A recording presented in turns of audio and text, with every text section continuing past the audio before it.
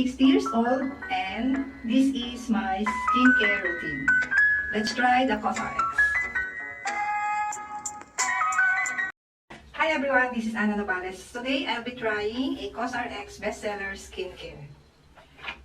So this is the BHA AHA toner and this is the snail mucin and this is a moisturizing lotion and the morning gel cleanser. So ngayon, isa-isa kong ipapakita sa inyo.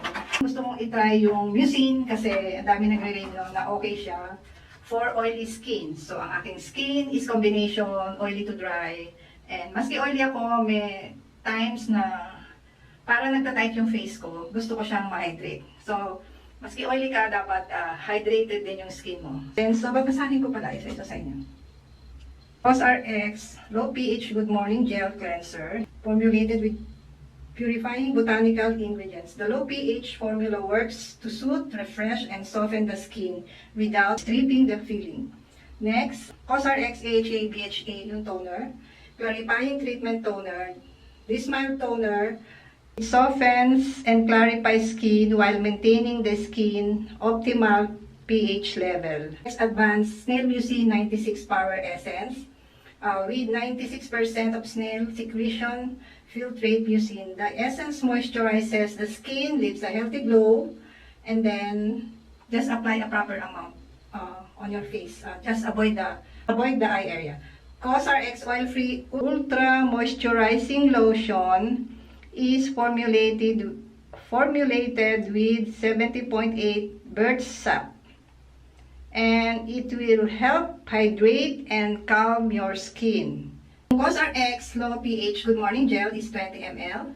COSRX BHA HA 30 ml. COSRX Mucin 30 ml. And COSRX Oil-Free Moisturizing Lotion is 20 ml.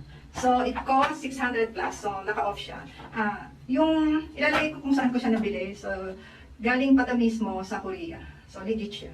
Try na ako ng COSRX yung Power Liquid or COSRX Whitehead Power Liquid, which is good na nabili ko pa siya dati sa Korea kasi yung HHA 7 Power Liquid nila is nakaka-peel siya, nakaka-lighten siya ng mga blemishes. And one more thing is okay siya for blackheads and whiteheads.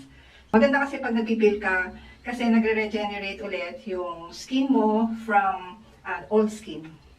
So this one naman, itong mucin. So first time ko siyang matry.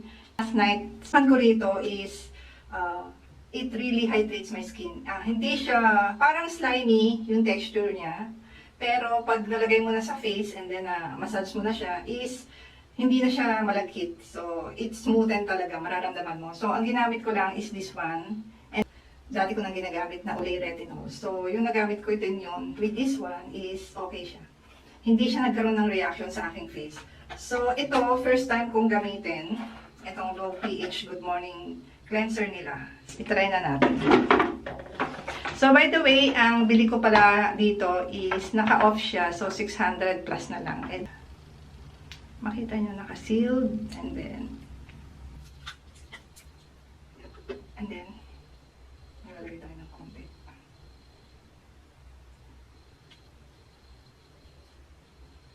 This is gel cleanser.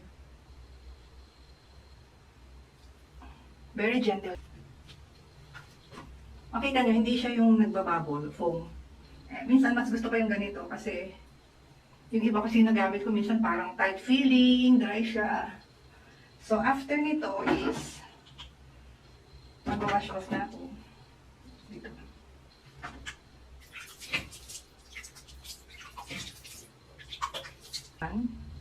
Nakakatulong siya para sa enlarged pores or it clarifies yung dull skin. So, ganyan. So, ito. So, kailangan dry muna natin yung konti yung face natin. And then,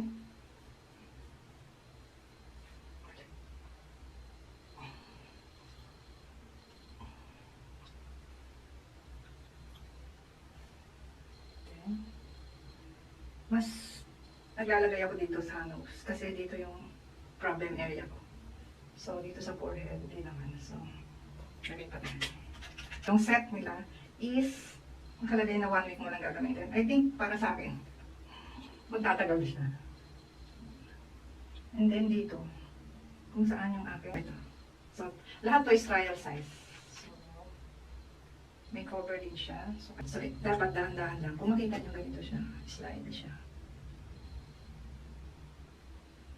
Ayan.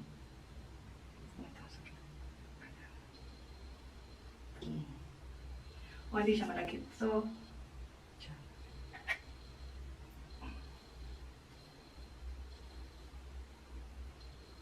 pag naglagay ka kasi ng cream sa nose, isa yun na nagkakaroon ka ng whiteheads. Para sa akin ha, ayun. So, ito yung tinry ko. At saka, nagre-retinol nga ako. Gusto kong ma-hydrate yung aking face. Isa pa, mas cheaper siya. Ayan. Tignan nyo, ayan siya. So, around here is eyes.